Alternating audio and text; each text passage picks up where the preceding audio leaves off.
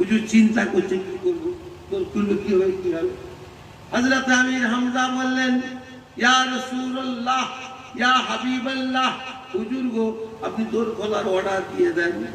ওমর যদি ভেতরে ঢুকে, হেরেমের ভেতরে ঢুকে যদি কোনো বিয়াদুই আচরণ আপনার সঙ্গে করে, ওর মাথা বডি আলাদা করে দেবো। তুমি কিছু বলছেন? কত বড় বিজে বসে। ওমর যদি ভেতর ঢুকে আপনার সঙ্গে কোনো বিয়াদুই ব্যবহার করে, আখলাক বিয়াদুই খারাপ রাখে, আমি ওমরের হাতে তলোয়ার কেড়ে না ওমরের মাথার বডি আলাদা করে দেবো। হুজুর সাহস পেয়ে গেল। হুজুর সাহাবাকে বলে দৌড় তুলে দাও। একটা সাহাবাজে দৌড় তুলে দিলেন। হযরত ওমর ঢুকছে, বুঝলেন, মসজিদে হেরেম শরীফ কাবা ঘর আছে না, সেই ঘর ঢুকছেন হযরত ওমর।